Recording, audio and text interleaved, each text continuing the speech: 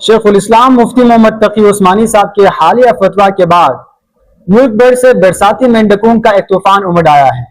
سب سے پہلے تو اس بات کی وضاحت ضروری ہے کہ فتویٰ کسی ایک بندے کا ذاتی فیصلہ یا کسی ایک بندے کی منمانی خواہش کا نام نہیں، بلکہ یہ باقاعدہ پروسیس کے تحت ایک مکمل تحقیق کے بعد شائع ہونے والا ایک کام ہے۔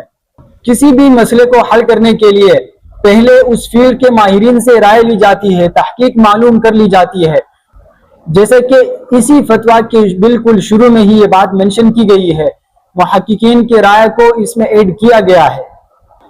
اس کے بعد یہ فتویٰ دارالفتہ میں پیش کی جاتی ہے۔ اگر اس میں کوئی کمی بیشی ہو تو پھر ری چیکنگ کی جاتی ہے، ایک نہیں 2-3 مرتبہ۔ جب تک ری چیکنگ کا یہ پروسیس ختم نہیں ہوتا تب تک یہ فتویٰ آگے پاس ہی نہیں ہوتی۔ پوری تحقیق مکمل کرنے کے بعد پھر کہیں جا کر دارالفتہ سے فتویٰ شائع کیا جاتا ہے۔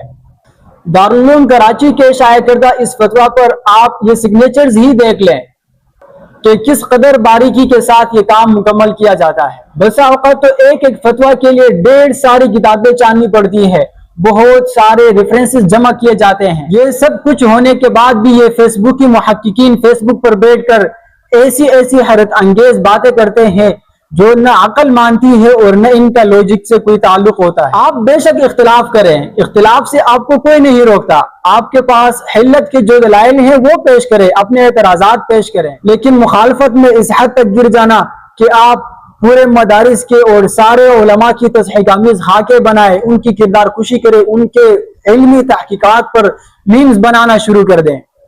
حالانکہ نہ ہی شیخ الاسلام مفتی تقی عثمانی صاحب نے، نہ کسی اور مفتی نے، نہ ہی کسی ادارے نے فتویٰ جاری کرنے کے بعد آپ کو گلے سے پکڑ کر یہ کہا ہے کہ لازماً اور ہر صورت میں آپ نے ہماری فتویٰ قبول کرنی ہے۔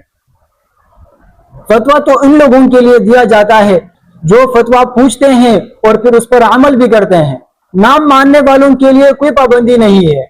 کرپٹو، بٹ کوائن اور ڈیجیٹل کرنسی کے سبھی دلدادہ حضرات کو ہم صرف اتنا ہی کہنا چاہتے ہیں کہ دنیا کی یہ 1.5 ساری دولت، یہ ڈیجیٹل کرنسیاں اور ساری چیزیں آپ کو ہی مبارک ہو۔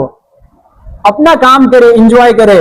بس بات صرف اتنی ہے کہ آپ معمولی باتوں پر اور بغیر تحقیق کیے کسی بھی طبقے کے علماء کو یا کسی بھی طبقے کے اکابرین کو اس طرح اپنی زبان درازی کا نشانہ نہ بنائیں۔